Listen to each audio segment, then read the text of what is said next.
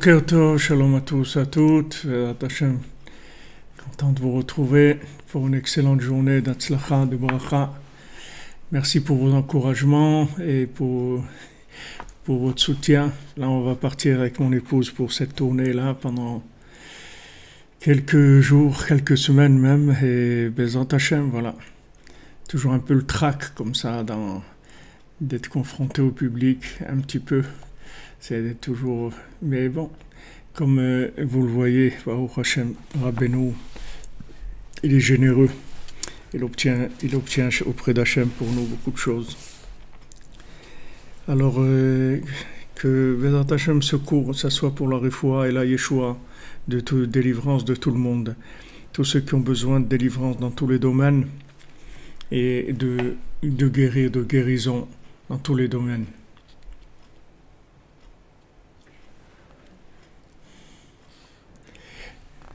Bezat Hashem. Du côté de Montpellier, non, pour l'instant, non. J'ai pas... Il y a une... Bezat Hashem, la prochaine fois, on devra faire normalement Nice et Marseille, et peut-être on fera Montpellier, Toulouse, peut-être, je ne sais pas, on verra comment les choses se mettent en place. Avec l'aide de Dieu, Bezat Hashem. Comme Hashem y veut. Alors, Bezat Hashem, on fait le cours pour la guérison, la délivrance dans tous les domaines, que ce soit le domaine de la santé ou du zivug, de la parnassa, du shalom bayit, d'éducation des enfants, de la joie de vivre, de trouver son chemin, de trouver la vérité, de raffiner tous les jours, Bezat Hashem, la vérité.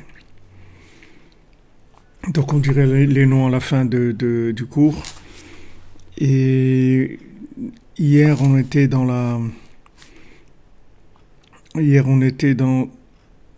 le Nyan de Yitzhak et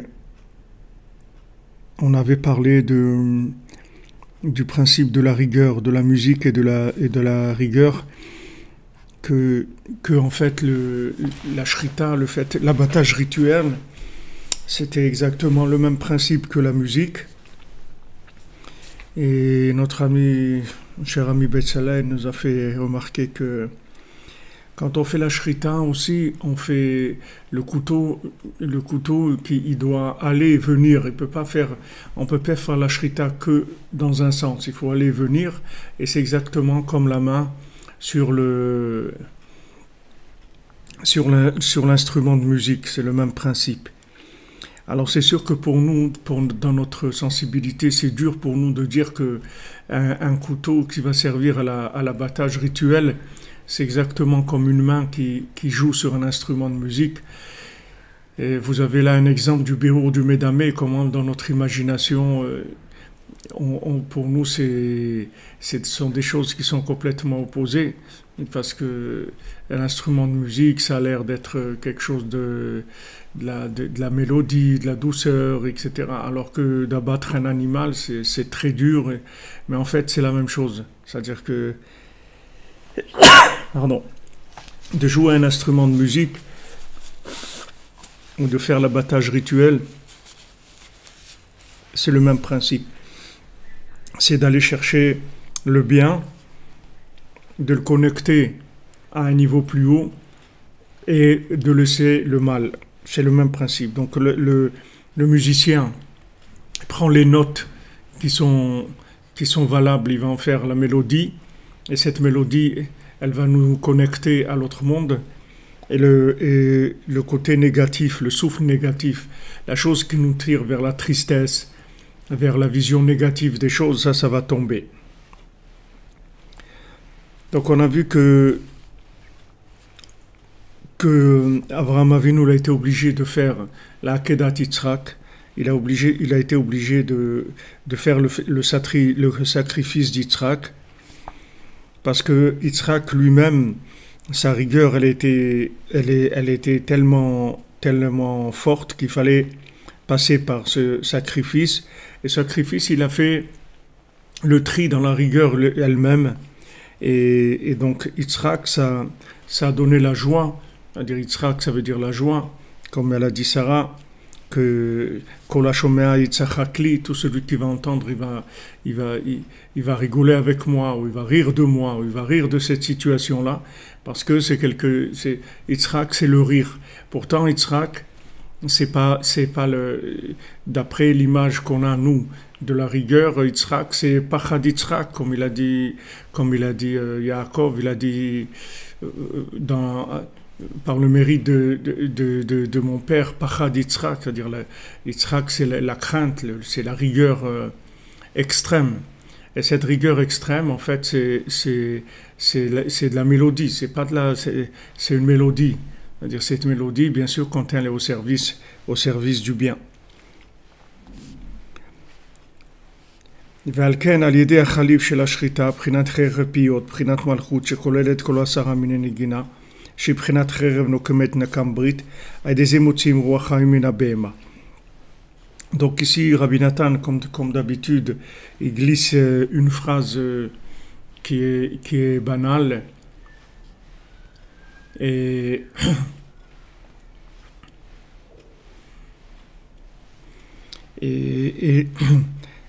en fait, il est en train de résumer toute cette notion-là de Cherev Pipiot Beyadam, que maintenant ces anges-là, ils ont des épées à double tranchant, Prinat Malchut, que c'est le pouvoir, et ce pouvoir-là, il inclut les 10 chants, les 10 mélodies qu'il y a dans les psaumes, les 10 mélodies du Tikkun HaKlali.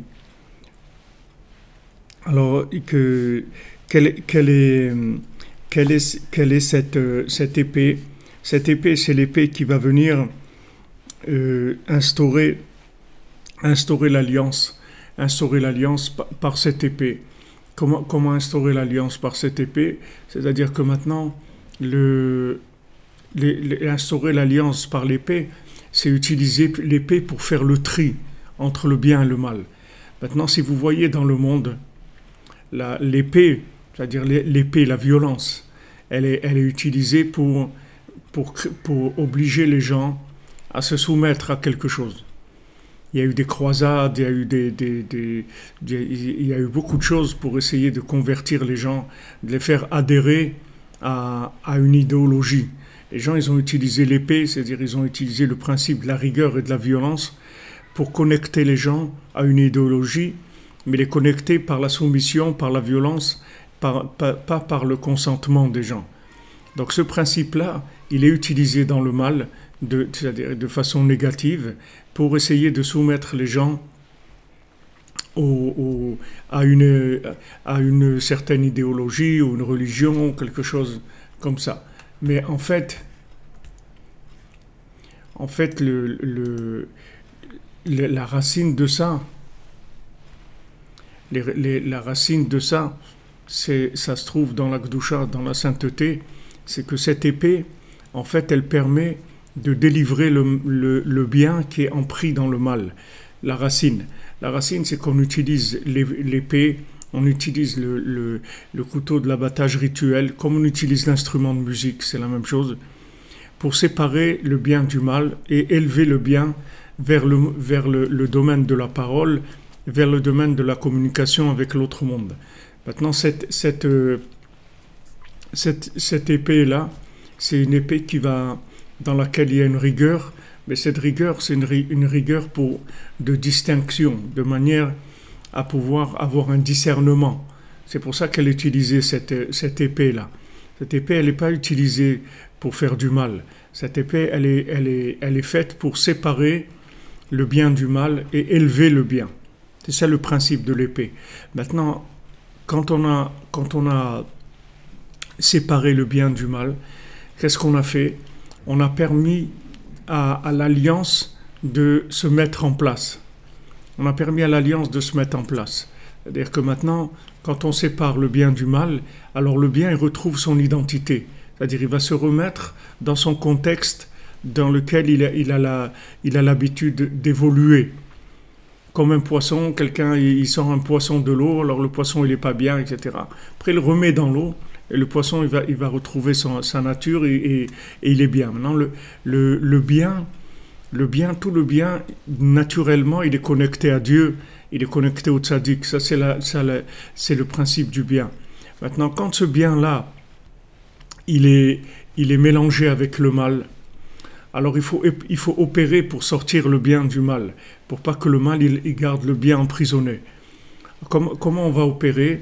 On va opérer par les 10 chants, les 10 mélodies du Tikkun HaKlali. Ces 10 mélodies, elles vont arriver à reconnecter le bien vers sa racine, qui sont les 10 paroles, les 10 commandements, les 10 paroles de la création. Comme Hachem il l'a conçu, le monde. Hachem il a conçu le monde qui est 10 paroles de la création avec les 10 commandements. Donc quand maintenant on utilise les 10 mizmorim du Tikkun HaKlali, les 10 chants du Tikkun HaKlali, pourquoi ça s'appelle réparation générale? Parce que ça va prendre les 10 poux qu'il y a dans le corps. On a 10 poux, que ces 10 poux là, ce sont les pulsions qui nous amènent vers l'émotionnel, la connexion dans le monde. Ce sont des capteurs en fait qu'on a. On a 10 capteurs dans le corps, et ces capteurs-là, alors ils vont les capter dans la nature, ils vont aller capter les choses dont ils ont besoin pour se nourrir. Mais vu maintenant qu'il y a une emprise de l'imagination, alors ces capteurs, ils peuvent aller capter des choses qui sont négatives, qui sont nocives. Alors qu'est-ce qui fait le Tikkun HaKlali? Pourquoi il s'appelle réparation générale? Parce qu'il va réparer le fonctionnement de ces capteurs de manière à ce que ces capteurs ils aillent capter que ce qui est bien pour l'âme et pour le corps aussi, mais qui vont capter que le bien. Ils vont les capter le bien dans le monde. Donc c'est pour ça que ça s'appelle réparation générale. Rabbeinu dit qu'il y a des choses que pour les réparer, c'est très difficile d'accès dans ces endroits-là. C'est des endroits qui sont très très difficiles à accéder. Il y a des endroits où vous ne pouvez pas aller physiquement, où vous ne pouvez pas aller spirituellement, vous pouvez pas aller émotionnellement. C'est des endroits très très difficiles d'accès. Alors le Tikkun HaKlali, il va dans ces endroits-là et il va connecter le bien qu'il y a dans l'endroit avec sa racine. C'est ça le travail du Tikkun HaKlali. Donc maintenant, le principe de la mélodie, c'est le principe de séparation entre le bien et le mal et sa connexion. Donc cette épée-là, qui est l'épée du Mashiach, le Mashiach il a une épée, cette épée du Mashiach, c'est la capacité de séparer entre le bien et le mal, de manière à ce que tout le monde va voir que, en fait, tout le monde va voir le bien, et tout le monde va jeter ses bêtises, les bêtises qu'il avait, qu'il croyait que c'était bien, mais en fait, c'était pas bien. C'était pas, c'est-à-dire son approche de la chose, elle n'était pas bien. C'est comme si vous prenez de la nourriture. Maintenant, vous avez des gens, ils vont manger toutes sortes de choses, mais la raison de base, pourquoi quelqu'un il mange? Parce qu'il a besoin de se nourrir, d'accord? Alors maintenant, il y a quelqu'un qui va manger un sandwich au thon, l'autre il va manger des spaghettis, l'autre il va manger du poisson grillé, l'autre il va manger de la viande. Les gens, ils vont manger toutes sortes de choses. Ils vont manger même des choses nocives des fois. Ils peuvent manger des choses que non seulement ça ne leur fait pas du bien, mais ça détruit leur corps. Tellement les gens ils se sont trompés. Alors dans la vie, c'est la même chose. Les gens, ils cherchent le bien. Mais des fois, les choses elles sont tellement inversées que la personne, elle ne peut pas reconnaître. Regardez comme nous, quand on parle d'abattage rituel d'un animal, alors on croit que l'animal, il souffre. Mais en fait, l'animal, il ne souffre pas. L'animal, dans ce moment-là, c'est le moment le plus extraordinaire pour lui. C'est quand vous prenez un bébé que vous lui faites la brit mila. Vous faites à un bébé la brit mila, vous lui coupez le prépuce. Maintenant, vous coupez le prépuce, il crie le bébé, parce que son corps, il ressent quelque chose. Mais vous ne pouvez pas voir la joie qu'il ressent. Ça, vous ne le savez pas, parce que c'est un bébé, il ne peut pas exprimer la joie que son âme, elle ressent. Mais c'est une joie extraordinaire, c'est un moment de joie extraordinaire, c'est un moment merveilleux, de connexion merveilleuse, puisque maintenant il enlève le prépuce qui l'empêchait de se connecter avec le bien qu'il y a dans le monde. et qui donnait au contraire l'emprise de toutes les choses négatives. Il a coupé ça, et ça y est, maintenant, il peut se connecter avec Dieu, il peut se connecter avec tout le bien qu'il y a dans le monde. Maintenant, l'abattage rituel, c'est la même chose. C'est-à-dire, nous, on croit que c'est pas bien, parce que on a tellement, notre sensibilité, elle a tellement été retournée, vendue, tout, c'est qu'aujourd'hui, on est devenu très, comme on dit, très chatouilleux, c'est-à-dire très, on supporte pas on supporte pas la rigueur sous n'importe quelle forme. Et ça nous fait peur, ça nous angoisse. On voit de la rigueur comme ça, on ne sait pas comment faire. On voudrait trouver une solution qui soit plus cool, etc. Donc même maintenant, si on injecte dans l'animal comme ils font pour les condamnés à mort aux États-Unis et tout, ils font une piqûre, ok, je sais pas comment ils appellent, laiton, je sais pas comment ils appellent ça. Ok, ils font une piqûre et la personne, elle meurt. Mais les gens, pourquoi c'est moins violent pour eux? Parce qu'ils voient pas qu'est-ce qui se passe. Mais s'ils voyaient dans un animal qu'est-ce qui se passe quand on fait l'abattage rituel et quand on fait une piqûre comme ça, les gens tout de suite ils seraient d'accord sur l'abattage rituel. Et ils ne feraient que ça. Et ils supplieraient qu'on fasse que ça. Et les gens ils manifesteraient pour qu'on fasse que ça. Mais seulement, comme les gens ne voient pas, ils se laissent aller à leur sensibilité des films, la sensibilité imaginaire. Alors les gens ils pensent que l'animal il souffre pas quand on va lui faire une piqûre qui va le tuer. Mais si on lui fait la shrita, on fait l'abattage rituel, il va souffrir terriblement. Et ça c'est faux. Ça c'est de l'imagination. Ça c'est le côté négatif de l'imagination. L'imagination nous emmène vers des sensibilités. On est sensible à des choses. On a une façon d'être sensible qui est fausse. C'est-à-dire on ne sait pas reconnaître les choses, le bien qui s'appelle vraiment du bien. Parce qu'on a été énormément bousculé et intoxiqué par l'image, par le film, par des émotions qui sont venues, qui nous sont transmises par des gens qui sont dans la consommation. Parce que tout ce qu'il y a comme témoignages émotionnels dans le monde, en général, ce sont des témoignages de consommation, ce n'est pas des témoignages de l'autre monde. Témoignages de l'autre monde, il n'y en a pas beaucoup. Il y en a quelques-uns, mais il n'y a pas beaucoup. La plupart de ce qui circule dans le monde, c'est le témoignage de la sensibilité de ce monde. Donc maintenant, quand Hachem il a donné cette façon-là de pouvoir manger la viande, et la seule façon dont le Ham Israël peut manger la viande, c'est comme ça. Ça veut dire que maintenant, on ne peut manger la viande que si le côté animal qui se trouve dans la viande, il est resté en dehors. Il est sorti. C'est-à-dire c'est qu'on n'a pris que le côté du bien qui a été glané par l'animal dans tout ce qu'il a mangé, dans tout ce qu'il a vécu, tout ce qu'il a glané comme bien, c'est ça qu'on va prendre. C'est pas l'autre côté de l'animal qui est entièrement vers la terre. Donc c'est quelque chose qui permet uniquement du bien, c'est tout. Alors quand Yitzhak il veut donner la bracha à Yaakov, qu'est-ce qu'il fait? Il demande un repas. Il dit va me préparer ce que j'aime manger.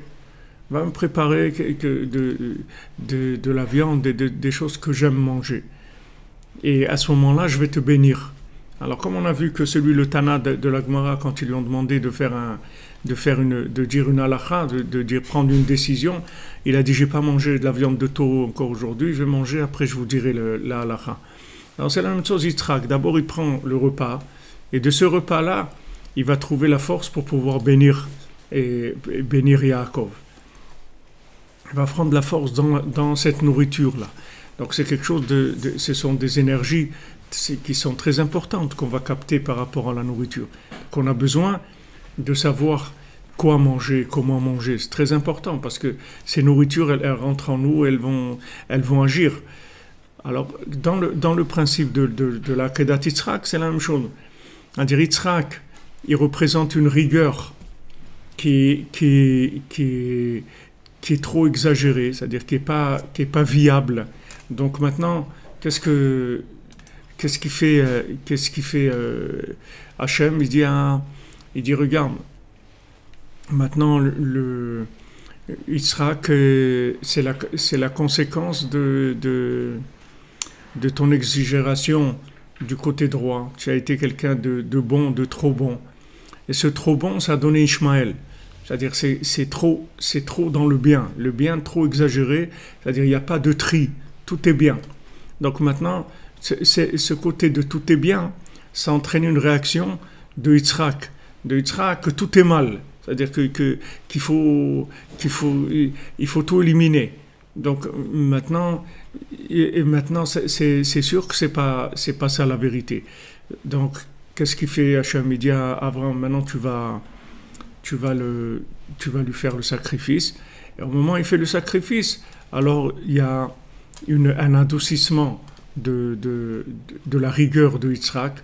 Tout le côté négatif de la rigueur de Yitzhak, il va disparaître. Et il va rester que le côté positif de la rigueur de Yitzhak, qui est le discernement, la possibilité de faire des choix. Donc Yitzhak, avant qu'il passe à la Hakeda, il pouvait même pas... Il n'avait même pas de zivouk, Yitzhak, c'est-à-dire il avait même pas sa partenaire dans le monde, parce que ça ne pouvait pas exister une partenaire pour lui, parce que la rigueur qu'il avait, elle était inviable, il n'y avait pas de partenaire, il n'avait même pas son zivouk. Donc quand il a adouci il a été adouci, elle est née Rivka. Rivka, elle est née quand le jour où Yitzhak il a eu la Hakeda.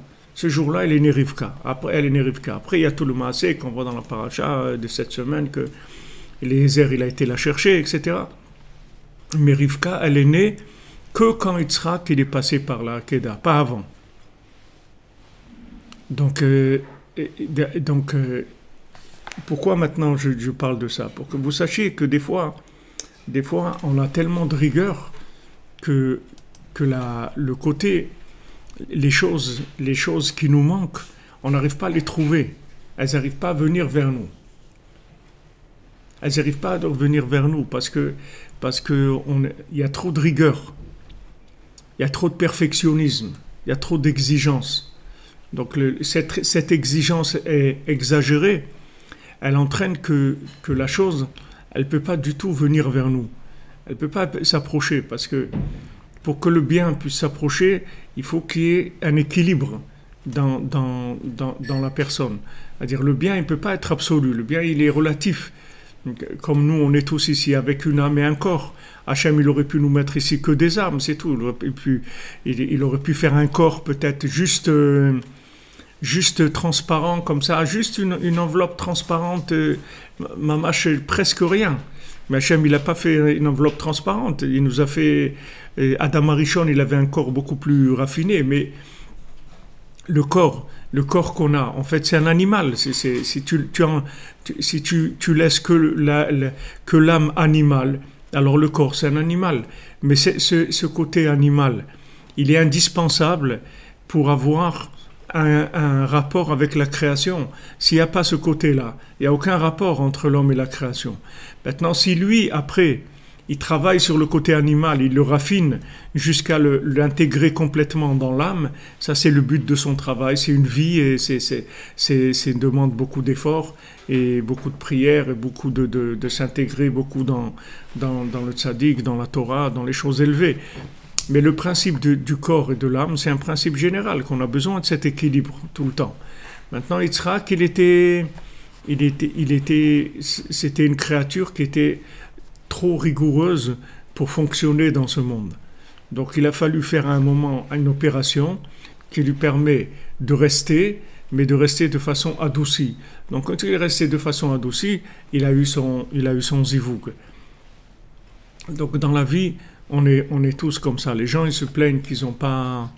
Ils ont des problèmes de santé, ou ils ont des problèmes qui trouvent pas leurs zivouk, ou ils ont pas de shalom bayit, ou ils n'arrivent pas à avoir des enfants. Tous ces principes-là, ça marche toujours de la même façon. C'est-à-dire ces problèmes, ils viennent toujours de cette chose-là. C'est-à-dire que quand il y a une exagération dans la rigueur, il y a l'impossibilité de trouver, que ce soit la parnassa, que ce soit trouver le conjoint, d'avoir du shalom bayit, d'avoir des enfants et tout. Il y a besoin d'équilibre. Même Sarah, quand Hachem lui a dit tu vas avoir un enfant, elle a rigolé, elle a dit mais moi au niveau où je suis, je peux pas avoir des enfants. Hachem lui a dit non, je sais, mais je vais te faire descendre et tu auras là-bas un fils. Tu vas voir que je vais te faire descendre. Hachem il l'a fait descendre, elle était trop haut pour pouvoir avoir un enfant. Alors des fois des gens ils pensent que ce qui leur manque c'est qu'ils n'ont pas trouvé dans le côté fonctionnel du monde ce dont ils ont besoin. Mais ce n'est pas dans le côté fonctionnel, parce que dans le côté fonctionnel, il y a tout, il n'y a aucun problème. Ce qui empêche de trouver, c'est que la rigueur, elle est trop forte. Il y a trop de rigueur. Donc cette rigueur, cette exigence-là, elle éloigne l'autre côté complètement. Elle éloigne le côté qui représente le corps par rapport à la situation dont on se trouve. Il s'éloigne parce que c'est trop rigoureux, c'est trop dur. Donc il n'arrive pas. Ça, c'est comme ça qu'il y a eu la Kedat Yitzhak. Alors maintenant en fait, qu'est-ce qu'on a fait? On a rentré Yitzhak dans la Negina, dans le chant, et maintenant c'est devenu le rire. Pourquoi le rire? Parce que dans cette rigueur-là, cette rigueur, elle ne va être utilisée que pour faire la différence entre le bien et le mal, séparer le bien du mal. C'est ce qui est notre but sur Terre, de séparer le bien du mal et d'inclure le bien dans sa racine. C'est notre travail en permanence. Ça s'appelle le Birou Hamdameh, c'est-à-dire le tri dans l'imagination. Nous, on se trouve dans un monde imaginaire, puisque ce monde-là, il nous renvoie des images. Donc, dans ce monde imaginaire, il y a du vrai, il y a du faux. Maintenant, il faut séparer le vrai du faux, il faut séparer le bien du mal, et ce bien-là, il faut le connecter à sa racine. Donc, comme on a vu dans les cours avant, on a vu que la simcha, c'est elle qui permet de voir le bien. Si on n'est pas besimcha, on ne peut pas voir clair. Il faut qu'on soit besimcha. Dans la Gemara aussi, ils faisaient des fois les Tanaïm, ils faisaient des blagues et ils rigolaient et tout pour créer une atmosphère de joie. Et après, ils commençaient l'enseignement. Parce que quand l'esprit est joyeux, il est libre et il n'est pas déjà conditionné. Tandis que la tristesse, c'est un conditionnement mental. C'est-à-dire la tristesse, elle fait un conditionnement mental, elle enferme le cerveau, de manière à ce que le cerveau il fonctionne que sur un côté animal, pas autre chose, pas une autre dimension. Ça enferme le cerveau, la tristesse. Et la joie, ça libère. Rabbeinu dit que tous les gens, pourquoi ils sont loin d'Hachem? Parce qu'ils ne sont pas joyeux, c'est tout. S'ils étaient joyeux, leur esprit se libérerait, ils verraient tout de suite la vérité. Mais le monde, c'est-à-dire Amalek et Esav, Amalek, ils travaillent tous pour essayer de maintenir les gens dans la tristesse, pour que cette tristesse-là, elle empêche les gens de voir la vérité. Bon, Hachem, il y a des tzadikim qui travaillent sans arrêt pour nous connecter, pour nous envoyer de la joie, pour nous libérer de cette emprise-là. Alors, ce qu'il dit ici Rabbi Nathan, c'est ça, c'est que maintenant, la malchoute, c'est-à-dire le principe de la royauté divine, qui inclut en elle les 10 mizmorim, les 10 chants du Teilim, puisque les Teilim, ils ont été révélés par David Ameller, mais dans les Teilim eux-mêmes, il y a les 10 chants qui sont cachés dans les Teilim. C'est-à-dire, il y a les 150 mizmorim Teilim, et à l'intérieur de 150 chants de Teilim, il y a les 10 mélodies. Ces 10 mélodies, elles ont le pouvoir de connecter. Elles connectent donc nos 10 poux avec les 10 commandements et les 10 paroles de la création. Donc ça, c'est ce qui s'appelle réparation de l'alliance. Quand on parle de réparation de l'alliance, c'est ça. Maintenant, quand Yosef il a parlé à ses frères, ils ne pouvaient pas le reconnaître. Ils ne pouvaient pas le reconnaître parce qu'ils avaient un bilboul hamdameh, ils avaient leur imagination qui était en prise dans des choses qui ne leur permettaient pas de reconnaître le tzaddik de la génération. Yosef, c'était le tzaddik de la génération. Il est venu leur dire, voilà, je suis là pour vous aider, je vais vous aider, etc. J'ai rêvé, il leur a raconté les rêves Et ces rêves, c'était un langage imagé pour leur faire passer le message par un langage imagé.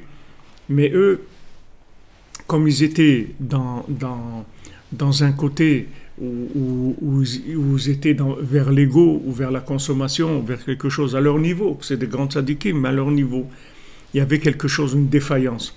Cette défaillance-là, elle a fait qu'ils n'ont pas, dans l'image de Yosef, ils n'ont pas vu le Sipurei Maasiot, ils n'ont pas vu la profondeur de l'histoire du rêve de Yosef. Et ils se sont moqués de lui.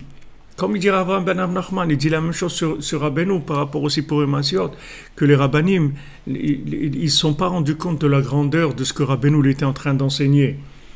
Ils ne se sont pas rendus compte. Il y a quelques-uns qui se sont rendus compte, mais il y en a beaucoup qui ne se sont pas rendus compte du tout de quoi Rabbeinu était en train de parler, que c'était quelque chose qui dépassait l'entendement humain, que ces images-là des contes, ça incluait tout le bien qu'il y a dans le monde. C'est-à-dire, c'est l'outil parfait de tri dans le monde. Avec les contes, on peut faire le tri de façon extraordinaire. Donc tout ça, le monde n'était pas prêt. Donc qu'est-ce qu'il a fait Yosef? Il a été en Égypte, c'est-à-dire Hacham l'a amené en Égypte. Et quand il était en Égypte, il a pu agir, il a attendu qu'eux, ils se trouvent dans le niveau vécu du problème, qu'ils soient affamés, qu'ils aient besoin de venir chez lui pour manger, pour chercher du manger. Et à ce moment-là, il va commencer à les réparer avec tout ce qu'il va leur faire, qui sont en fait des choses qui vont complètement déstabiliser leur imagination. Parce que quand il dit, mais attends, on a payé, comment ça se fait qu'on retrouve l'argent dans notre sac? Mais on a payé, on a payé pour toutes ces choses qu'on a prises. Pourquoi maintenant on retrouve l'argent dans notre sac? Après, il y a l'histoire de Shimon et de Binyamin, avec le verre de Binyamin, le verre que Binyamin, il aurait pris, alors qu'il n'a rien pris, c'est Yosef qui l'aura caché dans... Mais tout ce qu'ils sont en train de vivre maintenant, c'est Birur Hamdameh, c'est tout. Ils sont en train de vivre des choses qui vont complètement leur chambouler l'imagination.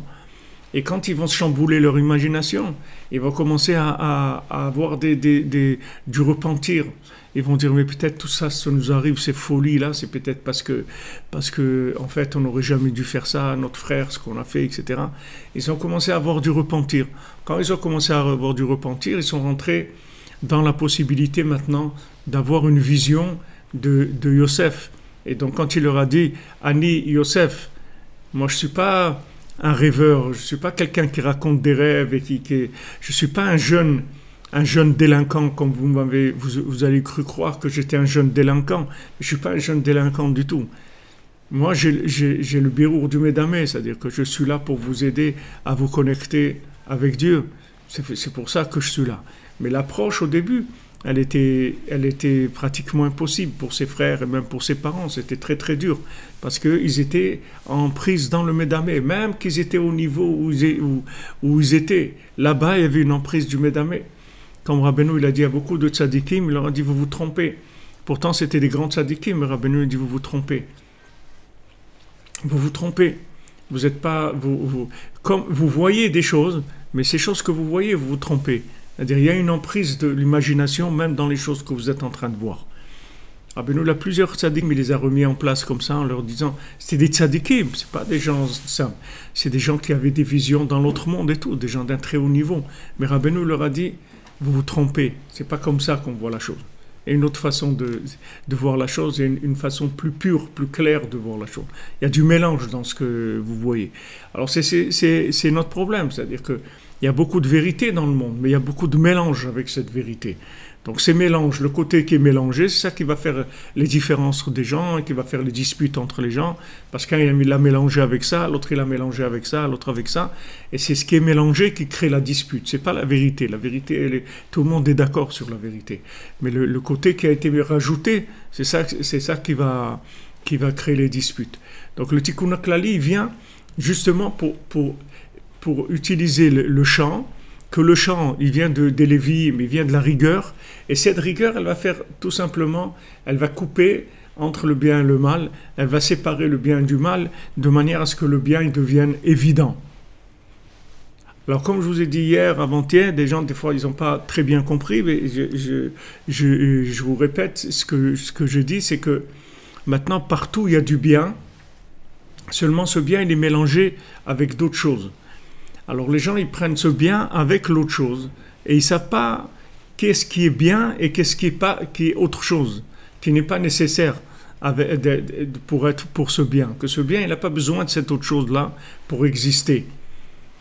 Alors, quelqu'un qui est par exemple dans la musique, il va sentir une attraction très très forte pour une certaine musique, et cette attraction, elle vient du bien qu'il y a dans la musique, mais dans cette musique, il y a des choses autour qui sont des effets secondaires de la musique par rapport à la matière, où il n'y avait pas eu un tri qui était encore bien.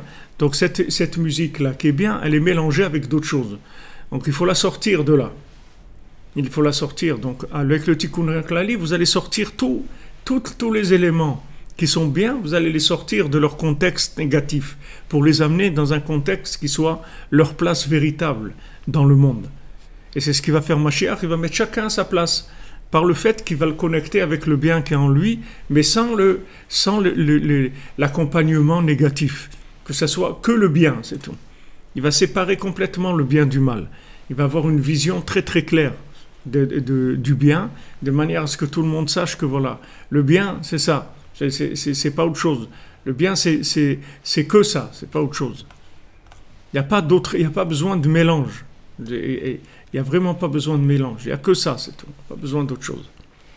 Des émotim ruach chaimina behema. Alors maintenant, qu'est-ce qu'on fait quand on fait l'abattage? On enlève le souffle de vie de l'animal, c'est-à-dire ce qui est la vie dans l'animal. Que cette vie-là, c'est divin. C'est quelque chose de divin. La vie qu'il y a dans l'animal, c'est comme la vie qu'il y a dans l'homme, ou la vie qu'il y a dans la plante, ou la vie qu'il y a dans le minéral. C'est divin. Alors ça, on le fait sortir. On le ramène vers sa racine.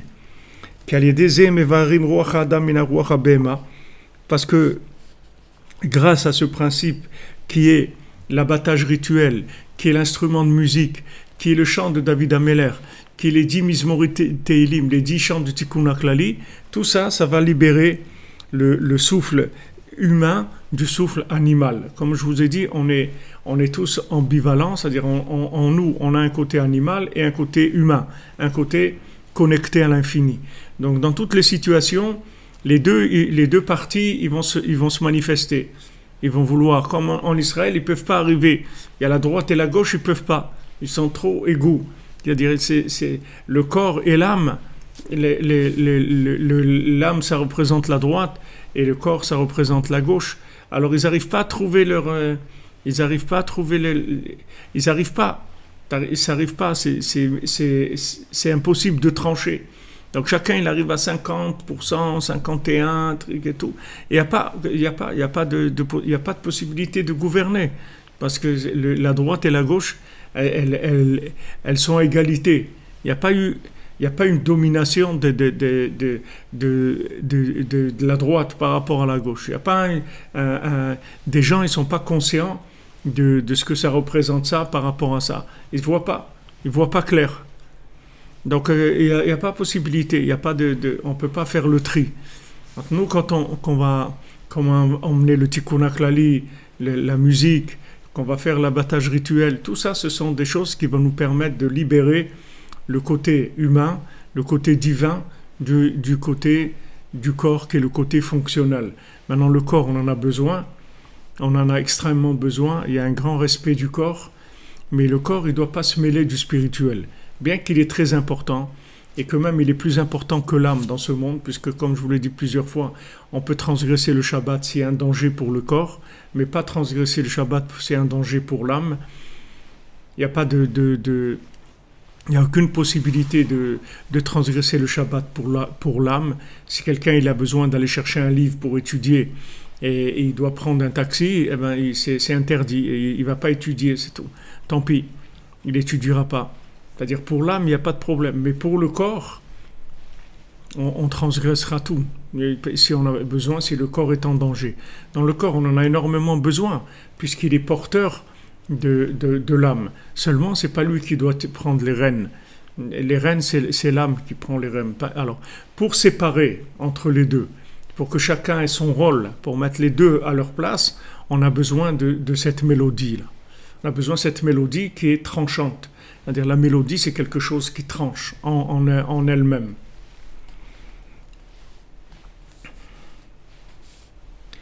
Comme Rabbeinu il a dit dans un autre endroit, chez Berou, Ruach Adam et Ruach Abehema ou Alidé Negina, que Rabbeinu il dit que comment on trie entre le souffle animal et le souffle humain, c'est par la mélodie, par la musique. C'est pour ça que le couteau, il doit être parfait. Il faut qu'il n'y ait aucun défaut. Prinat shlemut akli, que le keli, c'est comme l'instrument de musique, il faut qu'il soit bien accordé. Si maintenant quelqu'un il sait très bien jouer, mais l'instrument de musique il n'est pas accordé, alors ça ne va pas marcher. Il va pas pouvoir marcher. Il y a 7 notes, oui, de musique. Alors maintenant, dans ces 7 notes de musique, c'est par rapport aux 7 sphirotes. Chaque note, elle est par rapport à une sphira. Chesed, Gvura, Tiferet, Netzarot, Yesod, Malchut. Il y a do, ré, mi, fa, sol, la, si. Il y a 7 notes de musique, oui. Alors ces 7 notes de musique, en fait, elles rentrent chacune dans une sphira et elles séparent l'imaginaire négatif qu'il y a dans la sphira. Elle va séparer pour laisser que... Mais il faut que cette note-là, elle soit accordée, parce que si cette note-là, elle est fausse, alors on a rien fait, on peut rien faire avec. Donc de la même manière que l'instrument, il doit être parfait, c'est-à-dire il doit être accordé, alors le couteau qui va servir à l'abattage de l'animal, il doit être aussi sans aucun défaut sur la lame. Pour pouvoir justement faire le tri, il faut qu'il y ait cette perfection-là dans le keli. Veikar ashrita hibim komatzavar.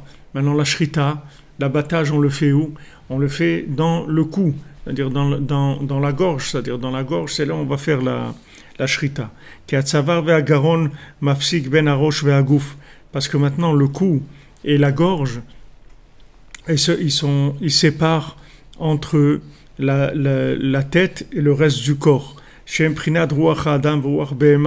Donc dans la tête, il y a l'esprit, il y a la neshama qui se trouve dans la tête, et après il y a le reste du corps qui est purement fonctionnel.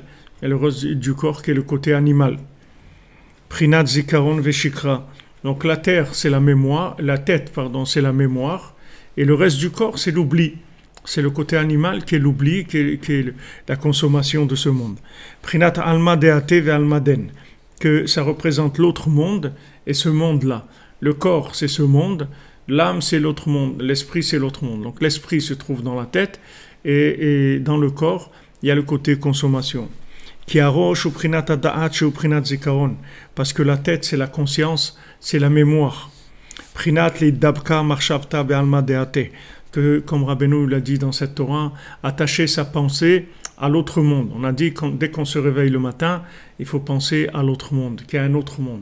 C'est la première pensée qu'on doit avoir quand on se réveille.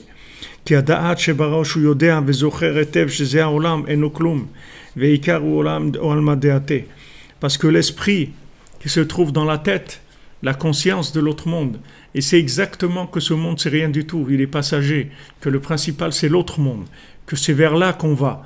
Donc on ne perd pas notre temps, on s'investit pas dans des choses qui sont purement de ce monde parce que ça nous intéresse pas. On va s'investir que dans des choses qui sont en rapport avec l'autre monde. Ki איך אפשר לסתור זאת, וכל מי שיש לו מוח בקדקדו יודע זאת בבירור היטב שאין שום תכלית בזה העולם ותאוותיו המדומיינות. רק העיקר הוא לדבקה מחשבתה בעלמא דעתה. Parce que personne ne peut contredire ça. Tout le monde sait que ce monde-là, c'est un monde passager, qu'on est là pour quelques dizaines d'années, qu'on va partir dans un autre monde. Donc dans ce monde, on n'est pas tout le monde sait qu'on ne va pas rester ici. C'est quelque chose qui est connu par tout le monde. Tout le monde sait qu'il ne va pas rester ici. Seulement, le problème, c'est que l'esprit, il n'est pas assez fort pour conduire le corps de façon qui soit adéquate par rapport à cette façon-là de voir les choses. לזכור תמיד את התכלית שעולם דעתה, ומה שאדם שוכח זאת לפעמים הוא רק מחמת של אבות הגוף. Maintenant, de se souvenir tout le temps de l'autre monde et de travailler que par rapport à l'autre monde. Et pourquoi l'homme il oublie des fois cette chose-là? C'est uniquement parce qu'il a des ta'avot, il a des désirs qui sont forts. C'est-à-dire le corps, il est audacieux, le corps et il prend le dessus à des moments. Bien que ce corps-là, il va disparaître, il va complètement se recycler dans la terre. Mais il a de l'audace, il fait semblant, il est là, il attaque. Alors la personne, à un moment, elle oublie. Elle oublie qu'il y a un autre monde et elle est comme quelqu'un qui va faire des courses et tout. À un moment, il s'oublie dans le magasin et il se rappelle même plus comment il s'appelle, il sait plus rien. Et il tourne dans le magasin et il ne sait pas ce qu'il fait là. Il a oublié complètement ce qu'il était venu faire. Alors, des fois, il y a un oubli qui vient très très fort. Et cet oubli-là, il fait que la personne, elle fait des choix qui sont négatifs. Parce qu'on a vu que l'oubli, le principal de l'oubli, il est dans le cœur. C'est-à-dire, si le cœur, il va se connecter à de l'émotionnel dans la consommation, il va oublier l'autre monde automatiquement. Quand la personne elle va se connecter à la consommation, elle va oublier qu'il y a un autre monde. Comme voir comme c'est écrit dans notre Torah 54. C'est-à-dire quand le cœur il a des désirs, alors il va oublier l'autre monde. Donc c'est à cause de ça que la personne oublie le but qui est l'autre monde. Qui roche vegouf au prinat da'at vesichlut, parce que la tête et le corps, c'est le principe de la conscience et de la folie. Le corps c'est la folie. Si tu laisses un corps sans tête, c'est de la folie. Si tu diminues la tête et tu en fais juste une tête de fonctionnement, alors le corps il fait des folies, c'est-à-dire le corps il va vers de la folie. Zikaron veshikra, de la mémoire et de l'oubli. Parce que la conscience qu'il y a dans la tête, c'est-à-dire l'esprit, il éloigne tous les désirs et les plaisirs de ce monde. Il protège, c'est-à-dire il dit au corps, laisse tomber tout ça, c'est pas pour nous, viens on s'occupe de notre travail ici, viens on va récupérer tout ce qu'on a récupéré ici comme bien, parce qu'on va vers un autre monde, c'est notre but. Donc viens on travaille ici intelligemment et qu'on prenne tout ce qu'on a à apprendre. La tête, l'esprit, quand il fonctionne normalement, c'est ça sa façon de voir les choses. C'est pour ça que c'est là où on va faire l'abattage rituel. C'est l'endroit du cou et de la gorge. C'est-à-dire c'est là où il y a la connexion entre la tête et la gorge.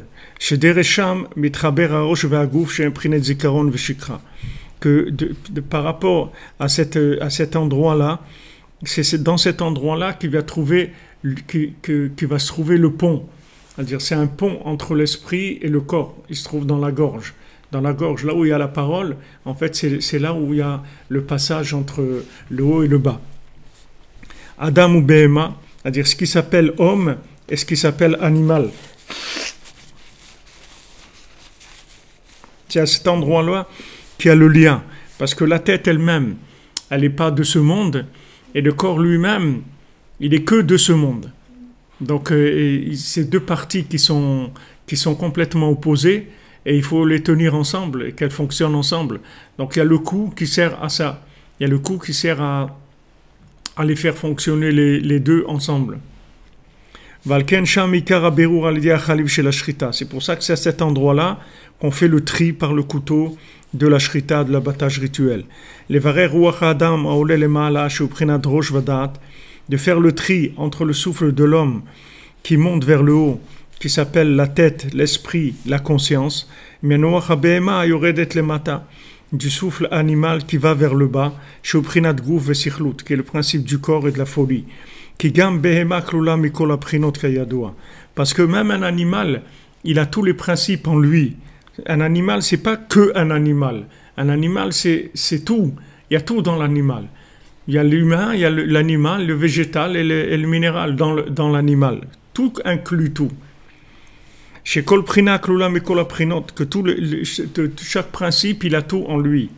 Valken Tsichim Lishrot et Tanakane, Veshet, Vridim, chez Mprinat Shlosha, Sare Paro, Kayadua. C'est pour ça que quand on fait l'abattage rituel, on doit couper trois choses dans la gorge, qui sont la trachée artère et l'œsophage et des veines qui se trouvent dans la gorge. Il y a trois choses qu'on doit couper. Et ces trois choses-là, ils sont par rapport aux trois ministres de Paro. Paro, il avait trois ministres. Les chantres, ou je ne sais pas comment ils s'appelaient, il y avait trois ministres. Ces trois ministres-là, ce sont les trois artères, les trois tuyaux qu'il y a dans la gorge. Shem Prinat Atavot Rabemiot, que maintenant, ces trois ministres de Paro, ils sont installés sur ces axes-là et ils essayent de détourner la personne complètement vers la consommation. Voilà. Ils veulent attirer le da'at, la conscience de l'esprit, vers les ta'avot, vers les désirs du corps. Chas v'shalom. Le hagbir, chas v'shalom, et koach hamdameh. Eux, ils veulent faire plus fort la force du médamé, comme on avait dit que Paro, ça représente le médamé lui-même. Donc eux, ils sont envoyés par Paro, ces trois agents, ces trois ministres de Paro. Ils se mettent sur ces trois axes de communication entre la tête et le corps. Et là-bas, ils veulent rentrer leurs idéologies, leurs sensibilités, etc., pour amener la personne à la consommation. Koach hagouf, la force du corps, chez Uprinat Paro. Comme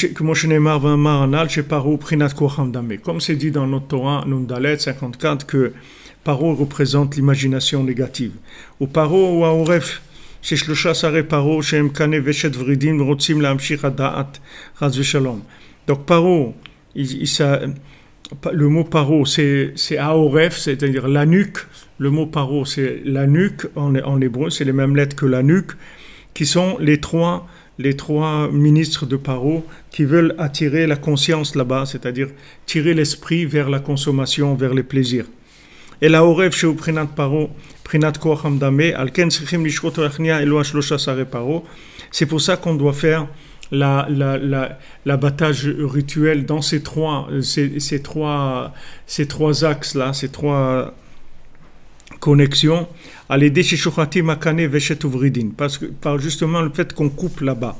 Veaz Meraverim Amedame, et à ce moment-là on fait le tri dans l'imagination. On Mevarerim Prinatadat chez Barosh. Et à ce moment-là on fait le tri de la conscience, de l'esprit qui se trouve dans la tête.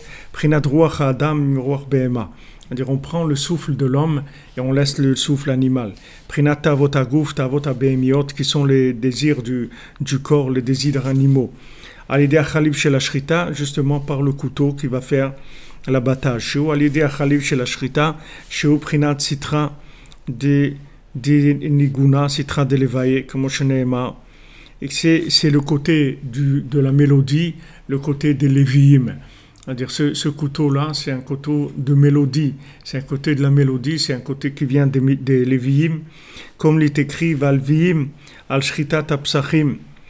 Comme c'est dit pour les Lévi'im, quand on fait l'abattage du Korban Pessah, de l'agneau pascal, Alken ikar ashrita beolacha veoda daika.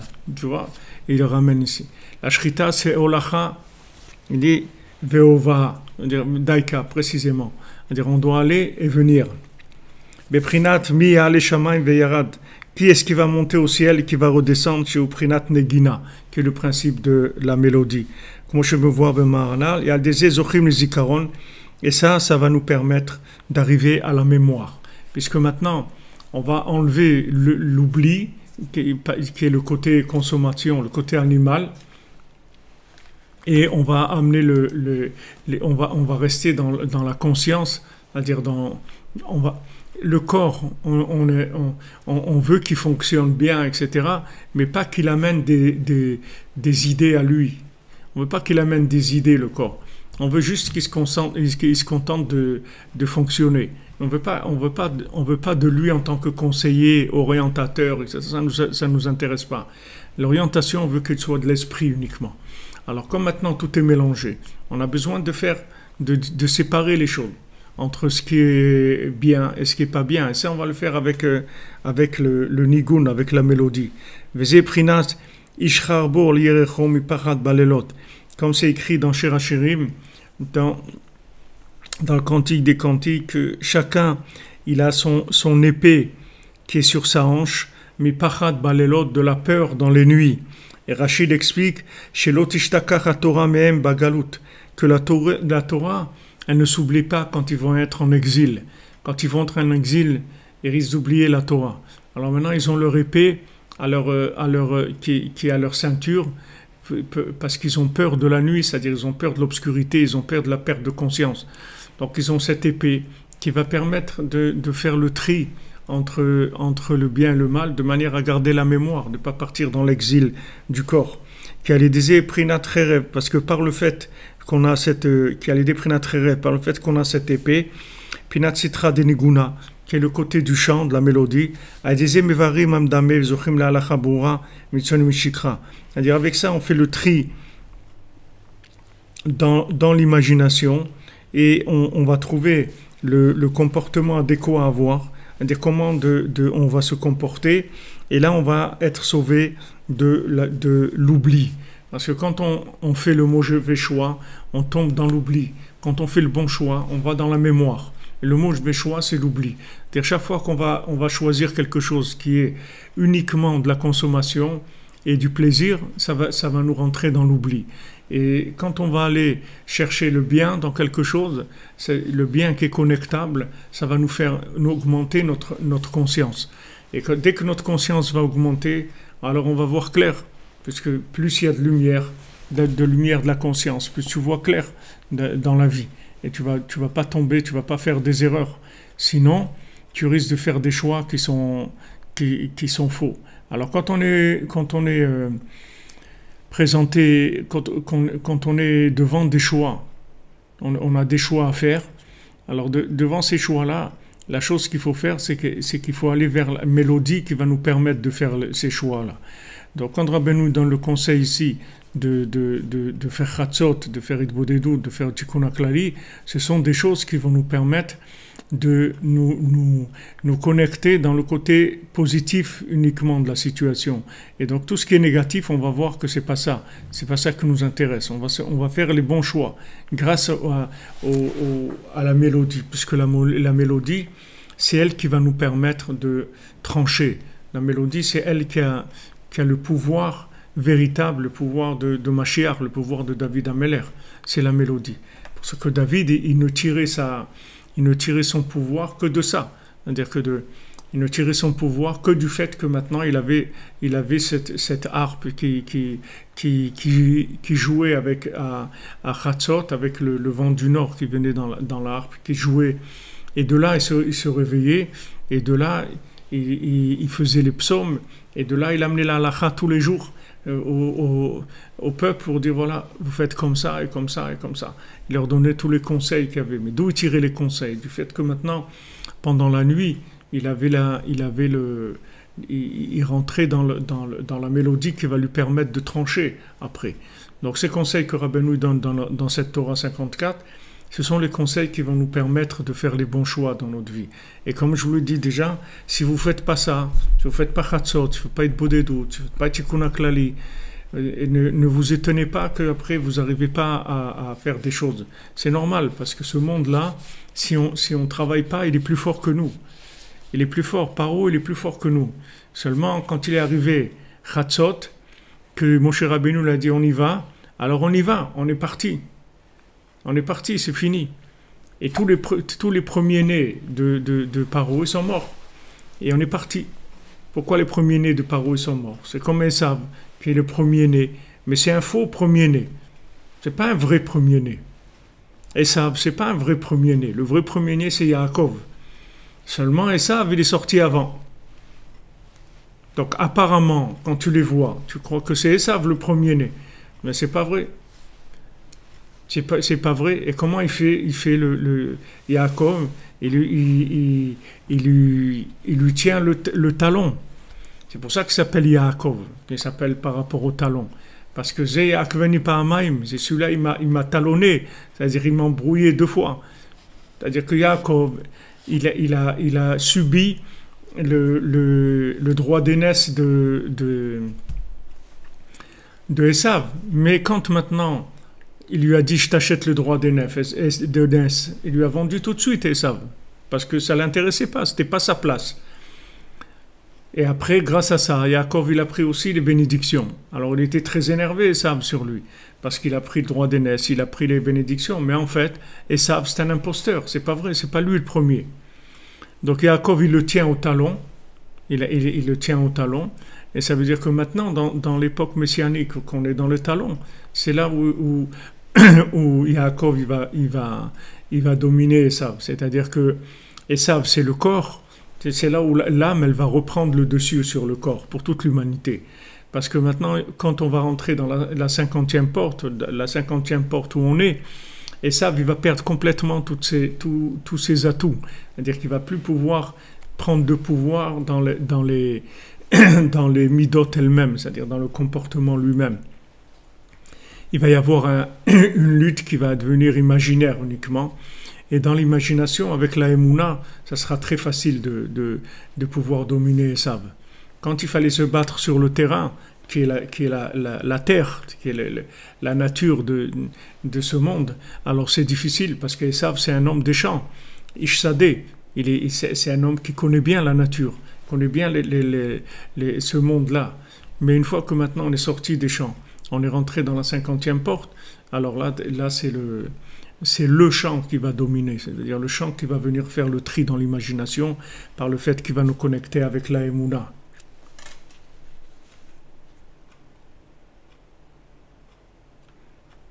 Voilà les amis, une bonne journée, Hatzlacha, Rabba. Donc demain, Bezat Hashem, on va prendre la route vers Paris.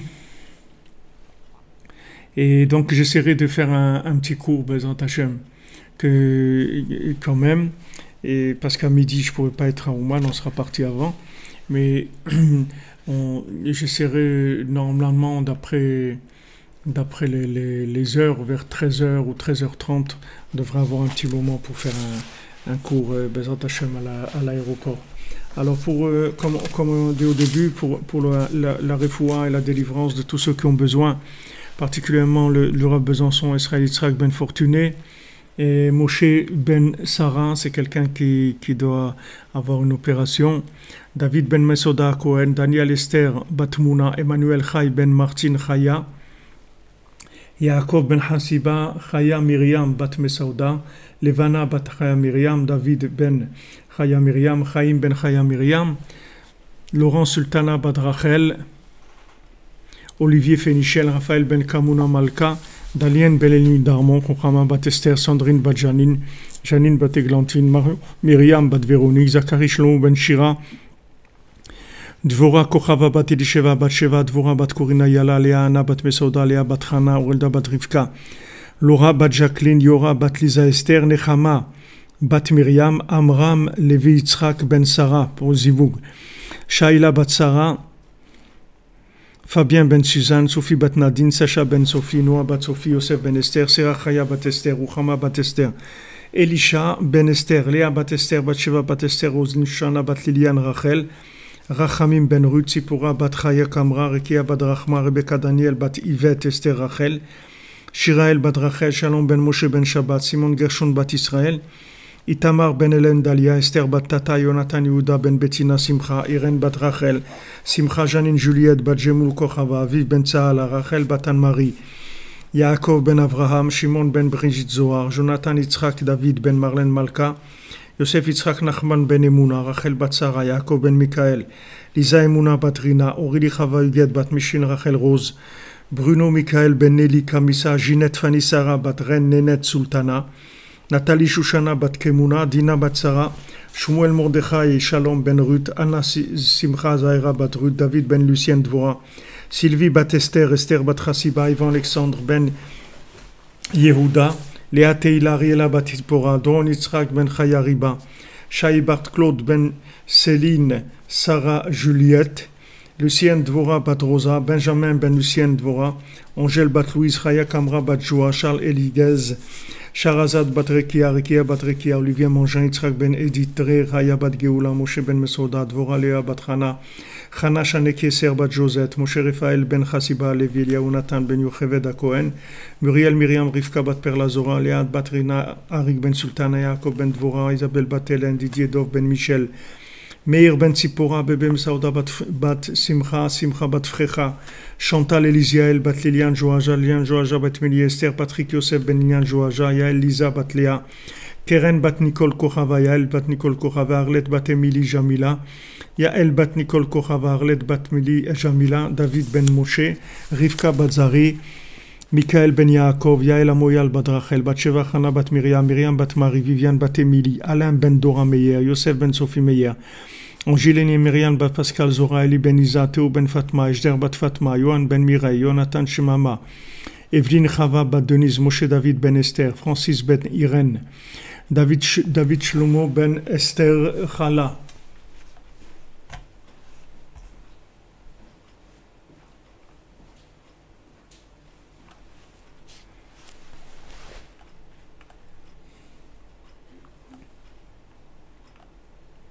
Amen, merci pour vos brachot.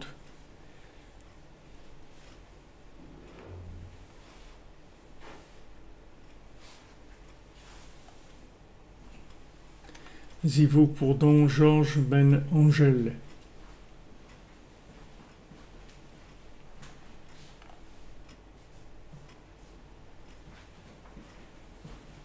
Merci pour vos brachot, Michael.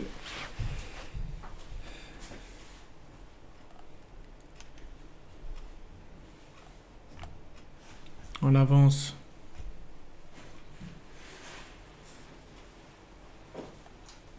Merci à vous, merci pour votre présence, pour votre soutien. Mes attachés en avance. Et vous allez voir, il va y avoir des très grands changements.